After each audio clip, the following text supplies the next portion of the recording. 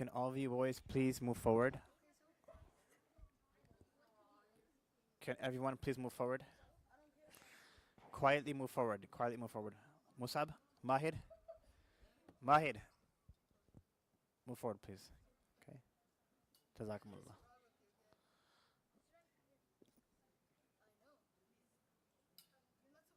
Okay. Shall we start, inshallah? Is everyone ready? Okay, I need complete silence. I can't have you boys talking. Musab? Musab, Mahid, I can't have you boys talking. I need complete silence. Okay. Bismillahir Rahmanir Rahim. Nahmaduhu wa nusalli ala rasulihil kareem. Amma ba'd. قال رسول الله صلى الله عليه وسلم أن في ثقيف كذابا ومبيرا أو كما قال عليه الصلاة والسلام. Today's kid story night's title is Hajjaj bin Yusuf al-Thaqafi, the bloodshedder of this ummah. Who here has heard of the name Hajjaj bin Yusuf al-Thaqafi? Ibrahim? What do you know about Hajjaj bin Yusuf? Yes. Yes, mashallah. Before we delve into the life of Hajjaj bin Yusuf al-Thaqafi, the hadith which I mentioned at the beginning of the talk, the translation of this hadith is that the Prophet ﷺ, he made a prophecy that among the tribe of Thaqif will come a grave liar and a destroyer, a person who commits bloodshed. Now, after the demise of the Prophet ﷺ, this prophecy came true. The person who was classified as Kadhab, a great liar, among the tribe of Thaqif, his name was Mukhtar bin Abi Ubaid. He claimed that he was a prophet, na'udhu billah. Now all of us know, after the Prophet ﷺ, can there be another prophet? No. The Prophet ﷺ is the last and final prophet. If anyone claims prophethood after him, he is a what? Liar. He's a fraudulent liar, a deceiver. So Mukhtar bin Abi Ubaid Thaqafi was that person who claimed prophethood. So he was classified as a great liar. And who was known as Mubid? Mubid means a destroyer, a bloodshedder. It was none other than Hajjaj bin Yusuf al-Thaqafi. This is a very famous name in the books of Islamic history. I'll inshallah go over that. So Hajjaj bin Yusuf al-Thaqafi was born in the 40th year of Hijrah. And he passed away in the 95th year of Hijrah. So he lived how long? 55 years, mashallah. During his time, many Sahaba radiallahu ta'ala anhum were alive. And tabi'een. So he lived among very great people, the likes of the Sahaba radiallahu ta'ala anhum and the tabi'een. I just want to mention different parts of his life so you boys understand how a person can develop good qualities and at the same time bad qualities, and what should we do when a person has both good qualities and bad qualities. So Hajjaj bin Yusuf Thaqafi, he was born in a good Islamic household, a good Islamic environment. He was a Muslim himself. His father was a Muslim. He was a hafiz of the Quran. He memorized the Quran. He learnt the tafsir of the Quran. He learnt the hadith. And he started teaching Islamic education when he was very young. So at a young age, he was a general pious individual who had put to memory the Quran, and he used to revere and respect the Quran and the people of the Quran. But as his life moved on, then he moved away from the education part of his career and he started military service. Now, just as I mentioned, he was born in the 40th year of Hijrah and he passed away in the 95th year of Hijrah.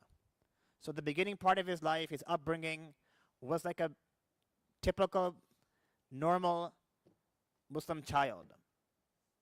His father also was involved in education, but his mindset started to shift as he grew older. And after the demise of Yazid, Abdullah bin Zubayr radiallahu ta'ala anhu was the Khalifa of the Islamic Empire. And Abdullah bin Zubayr radiallahu ta'ala anhu, he had rule over Hijaz, Makkah, Medina. He had rule over and control over Yemen, Iraq, and Khurasan. So these 5 regions were under his rule. The rule of Abdullah bin Zubayr radiallahu ta'ala anhu. Who was Abdullah bin Zubayr? Anyone know? MashaAllah. And who was his mother?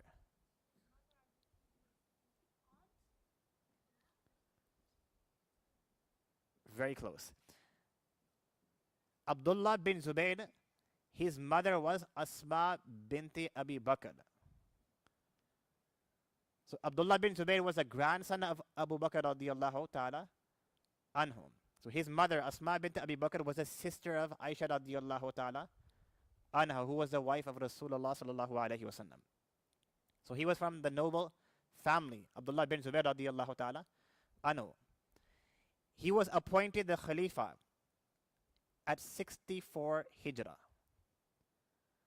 And right around that time, there was another Sultan, another leader. His name was Abdul Malik bin Marwan, or his father Marwan bin Hakam. He claimed authority in the region of Sham. So we have 2 regions. We have the region of Hijaz, Yemen, Iraq, Khurasan, which was controlled by Abdullah bin Zubayr. Then we have the region of Sham, which was controlled by Marwan bin Hakam. And after his demise, it was controlled by his son, Abdul Malik bin Marwan. Now, Abdul Malik bin Marwan, when he came into power, he wanted to control the entire Islamic empire.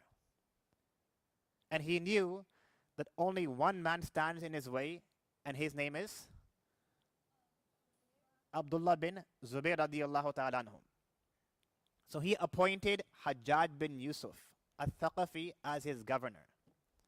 And he said, we are going to attack Makkah Mukarramah.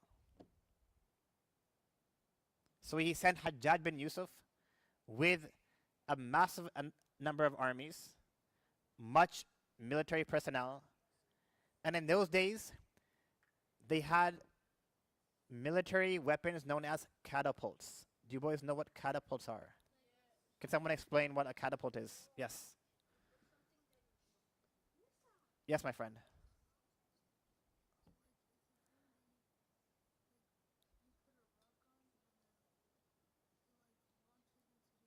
Yes, very good, mashallah. If you were to put big boulders or rocks onto this military weapon and fling it like this, it'll launch that boulder or that rock into the territory of the enemy. Okay?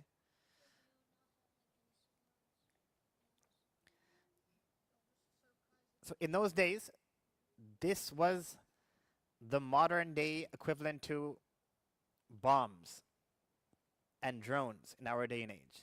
Okay? So usually the oppressive army, they oppress other people by means of bombs, by means of drones, by means of catapults. So Hajjaj bin Yusuf Thaqafi, he positioned 5 catapults around Makkah Mukarramah. I'll answer your questions afterwards, okay? And he started pelting and launching rocks into the Haram. And he destroyed a part of the Kaaba, and his ultimate objective was to kill Abdullah bin Zubayr radiallahu ta'ala, who was the leader of this entire territory. So he threw rocks, or he had rocks catapulted into Makkah Mukarramah. The roof of the Kaaba, it gave way and it fell down and it broke. So the wall of the Kaaba broke, and many people of Makkah Mukarramah were martyred and made shaheed because of Hajjaj bin Yusuf's actions. So he said, I will grant safety to any person who surrenders. So many people surrendered, but Abdullah bin Zubayr radiallahu anhu, he did not surrender right till his last breath. And he was then made martyred among this assault. So nonetheless, after Abdullah bin Zubayr radiallahu anhu was martyred, Hajjaj bin Yusuf al-Thaqafi now had full control over Makkah Mukarramah and Hijaz and every single territory which belonged to Abdullah bin Zubayr radiallahu ta'ala anhu. And he was such a tyrant, he was such an oppressive leader that he used to commit bloodshed upon the slightest suspicion. So after he killed Abdullah bin Zubayr radiallahu anhu, he took his body, hung it on a date palm tree, severed the head, removed the head, and he made Abdullah bin Zubayr's body a means of everyone taking a lesson. And he wanted to scare the people that if you go against my command, this is what will happen to you.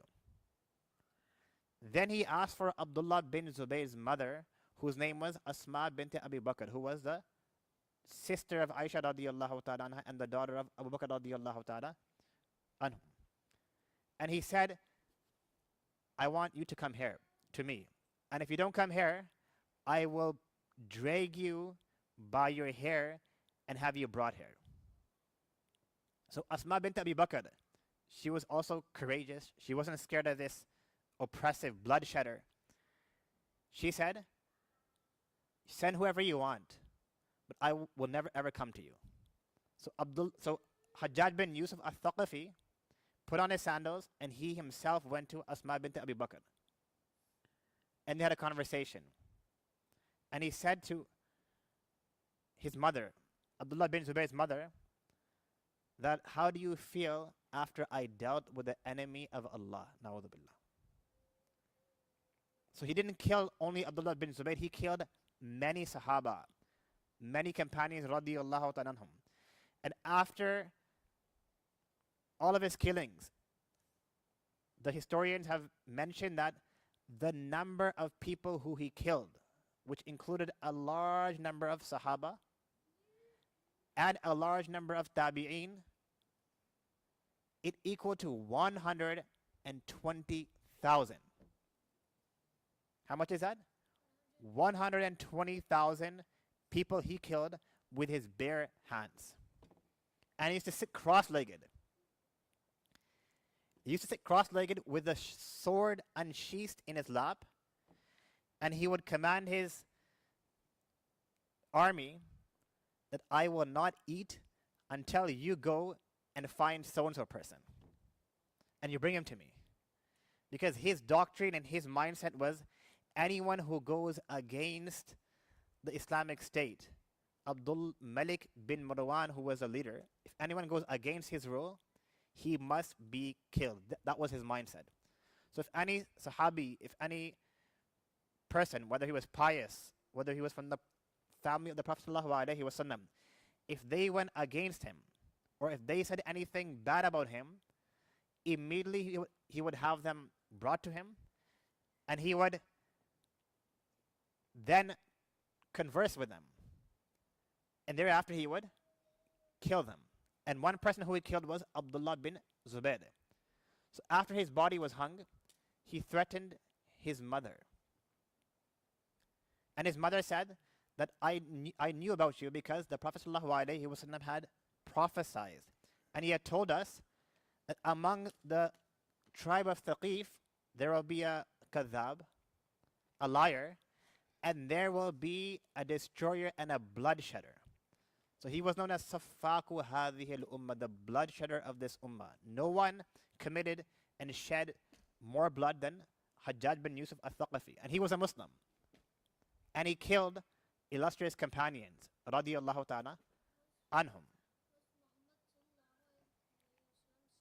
No, because he was born in the 40th year of Hijrah. And the Prophet ﷺ had passed away much long before that. So Abdullah bin Umar radiyallahu anhu, he walked by the body of Abdullah bin Zubayr radiyallahu anhu, and he stopped, and he said to Abdullah bin Zubayr, in this state, he said, لَقَدْ كُنْتُ أَنَهَاكَ عَنْ هَذَا. I used to stop you from this. He said it 3 times. I used to stop you from this. I used to stop you from this. I used to stop you from this. So he was saying this to the body of Abdullah bin Zubayr radiyallahu anhu. Then after he said, I consider you to be a very noble man. You used to fast and you used to worship Allah subhanahu wa ta'ala. And although the enemies of Islam, they consider you to be an enemy, I consider you to be a very good person. Now one person who heard this conversation, immediately he ran to Hajjaj bin Yusuf Thaqafi and he said that Abdullah bin Umar is saying this about Ibn Zubayr radiyallahu anhu. And if people start to hear this, that he was a good man, then people will be influenced by him and you might be in trouble. So immediately he had his body taken down and he said have his body buried in the cemetery and the graveyard of non-Muslims. So this is how he disgraced, or he was trying to disgrace and humiliate Sahaba radiyallahu ta'ala. And the Prophet sallallahu alayhi wa sallam said in the hadith, whoever harms my Sahaba, he has harmed me. Whoever has sworn at them, he has sworn at me. And Allah subhanahu wa ta'ala says, radiyallahu anhum wa radu anhu, that Allah is happy with the Sahaba and they are happy with Allah. So if someone verbally slanders the Sahaba, physically slanders the Sahaba, he is going against Allah and His Prophet sallallahu alaihi wasallam's teachings. Nonetheless, this tyrant ruler, he continued with his ways. He used to kill many people. Another prominent figure who he killed, his name was Sa'id bin Jubayr radiyallahu anhu. And Sa'id bin Jubayr radiyallahu anhu, he was a very great tabi'i. So he had seeked him and he wanted him to come to him because he knew that he was influential and he was not following his commands. So he called Sa'id bin Jubayr. Who knows what the word Sa'id means? What does the word Sa'id mean? Sa'id is an Arabic word which means fortunate. So he called him forward and he said, you're not Sa'id, you are Shaqi. That means you are not a fortunate person, you are a wretched person, you are a bad person. So Sa'id bin Jubayr said, this conversation is happening moments before his death. So he said that my mother knew my name better than you. Now look, he was not scared at all. He didn't show any signs of fear. Rather, he was very courageous in his replies. He said, my mother knew my name better than you. Then he said that, how do you want me to kill you? So Hajjaj bin Yusuf Thaqafi is asking Sa'id bin Jubayr this question, how do you want me to kill you? Look at the reply that he gives. He said, if Allah has written death for me, then that is Allah's decree. I can't reverse the decree. But I seek Allah's refuge from your mischief. And thereafter, he took his knife and he killed Sa'id bin Jubair rahimahullah ta'ala. And in those days, it was a tradition, it was a practice, it was a custom that when someone would kill someone, because they used to kill people with swords, they used to sever the head.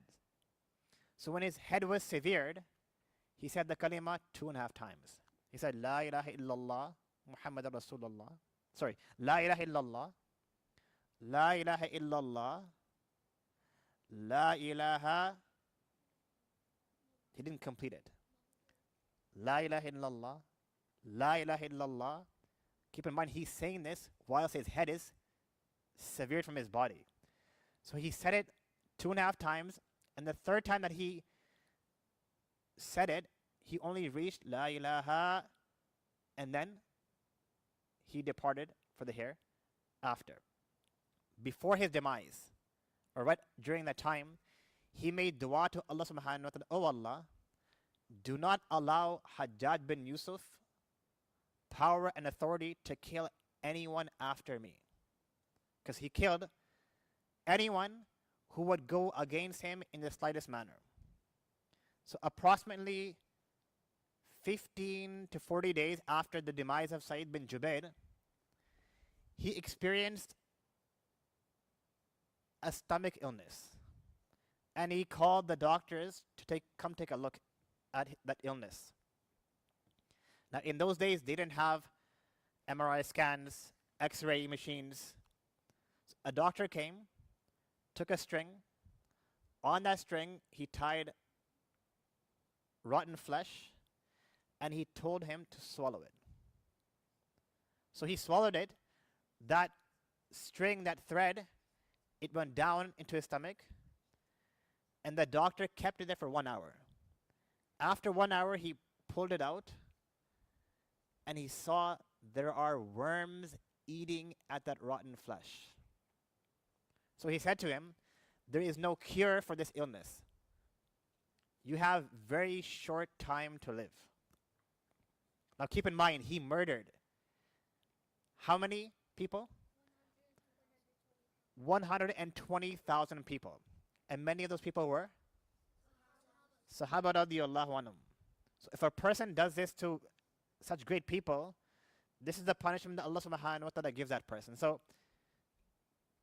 when he realized that my death is imminent, he called another great tabi'i whose name was Imam Hassan Basri rahimahullah ta'ala. And he said, bring him here. So he was called there. He came to Hajjaj bin Yusuf Thaqafi, and he said, make dua for me. What did he say? Make dua for me. So Hajjaj bin Hassan Basri rahimahullah ta'ala said, how can I make dua for you when you have already secured your own destruction? You have brought this upon yourself. You killed so many people. You killed companions. You killed people from the family of the Prophet sallallahu alaihi wasallam. Your destruction is fixed. There's no way to reverse that. So Hajjaj bin Yusuf said, I am not asking you to make dua for my hidayah and for my guidance. I am making a request to you that you make dua for my death. Because Allah punished him right before his death by giving him this stomach illness. And he was afflicted with such coldness that his hands would become very cold. He would ask for fire, that fire would be brought close to him, and he would place his hands inside the fire, or very close to the fire. His hands would burn, yet the coldness would not be removed. After Sa'id bin Jubair, rahimahullah ta'ala, passed away, in his dream he would see every night that Sa'id bin Jubair would not allow him to sleep. So he would try to sleep, Hajjaj bin Yusuf would try to sleep, but in his dream he would see Sa'id bin Jubair, and he would grab onto his leg, not allowing him to sleep.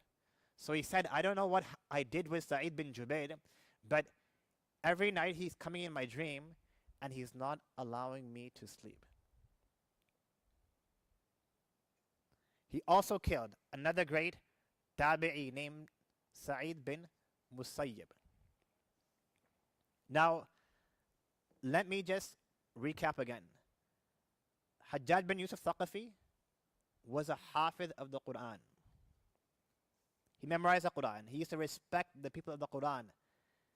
And his childhood passed in a very nice manner, in a very noble manner. But as he grew older, his mindset shifted and he moved away from Islam. To the point where many companions, radiyallahu anhum, they considered him to be a non-Muslim, and some considered him to be a Muslim. So if someone was to ask you, was Hajjaj bin Yusuf a Muslim? Who knows the answer? I will give you $10 if you give me the right answer, because this is a very important question. This is aside from your prizes, okay? This is from me personally. If someone was to ask you, is Hajjaj or was Hajjaj bin Yusuf Thaqafi, was he a Muslim? What answer will you give?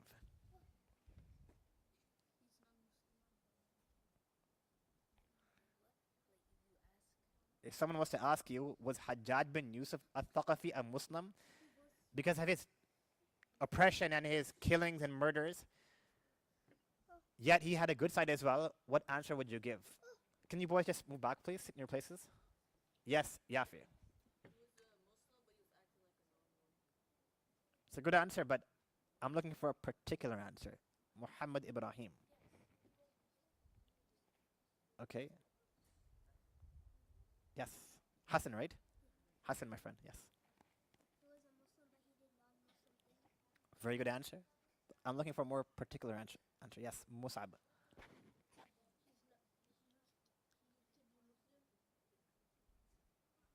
Okay, yes, my friend. What's your name? Hamza. Hamza, yes.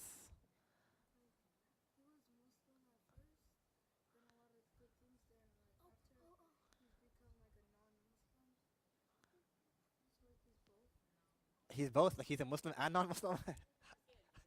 How does that work? Like he can be both. Okay. Yes, my friend. Yes.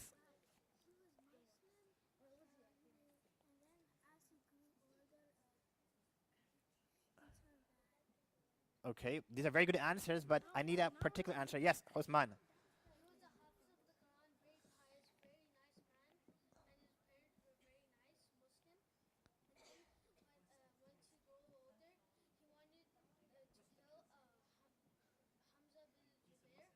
Abdullah bin Zubayd.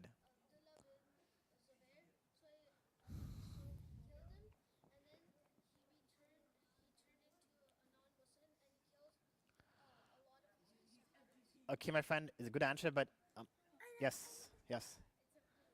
Abdullah, okay.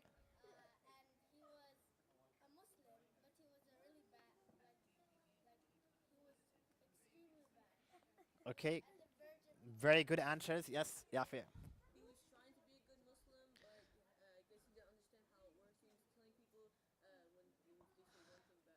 Okay, very good answer, my friend. Mustafa, right?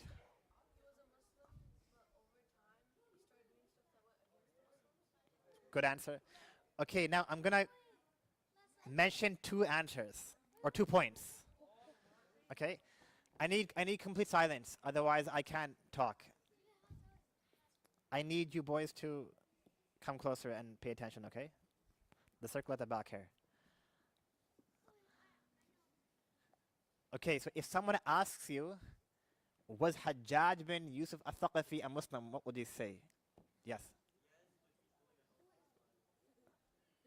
Okay, good answers. Now, I'm going to give the final answer, okay?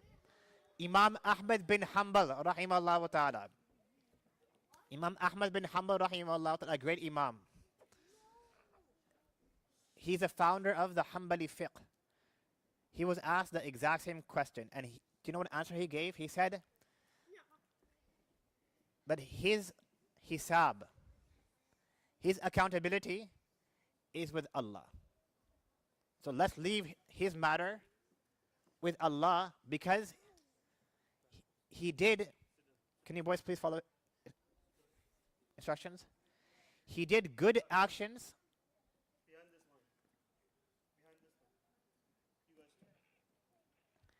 He did good actions but his good actions were covered in the disobedience of water and ocean. Okay, so his hisab and accountability is with Allah subhanahu wa ta'ala.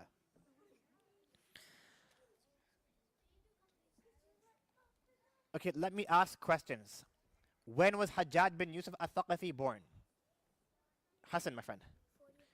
40th year Hijrah, mashallah. When did he pass away? Hamdan. Abdullah.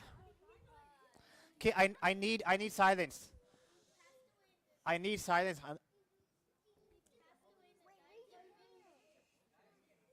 Okay, I need complete silence, my friend. That boy over there in the fluorescent green.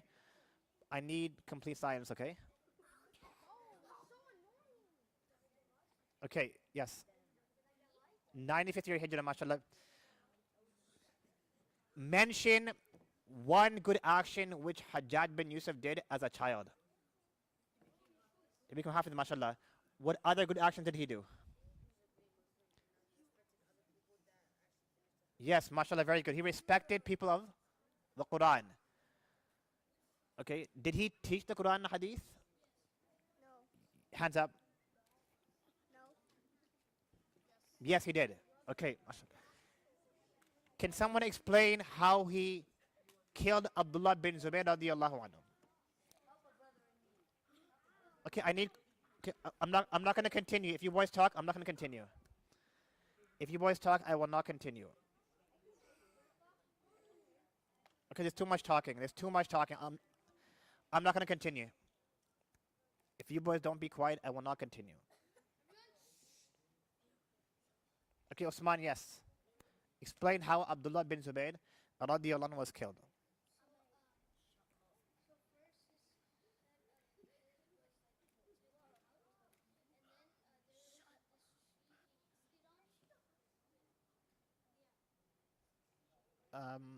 Muhammad Ibrahim.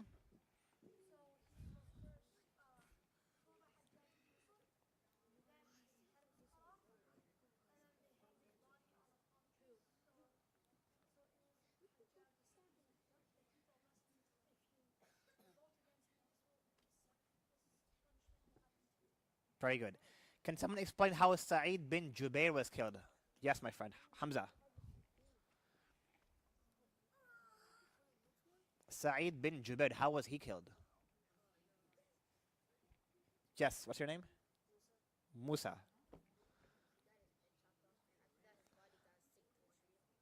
That was Abdullah bin Zubayr radiyallahu anhu. Yes, my friend. What's your name?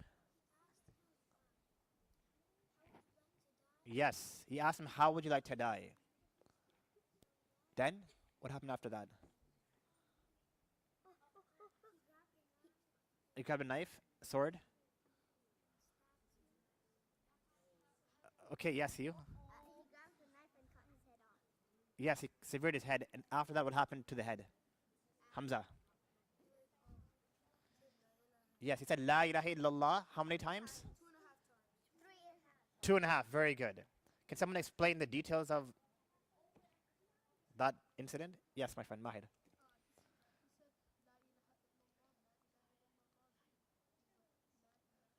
Yes, he said, La ilaha illallah, La ilaha illallah, La ilaha, and his soul departed for the hereafter. So, what is the main takeaway from the story? Who knows? The main takeaway.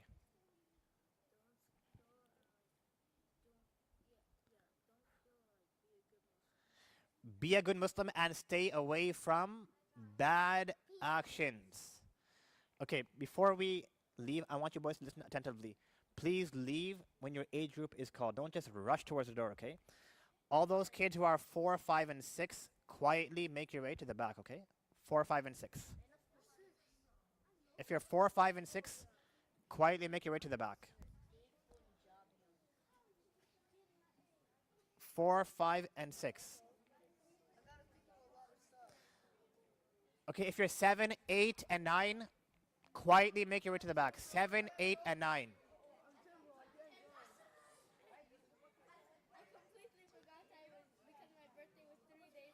Okay, if you're 10 and 11, quietly make your way to the back.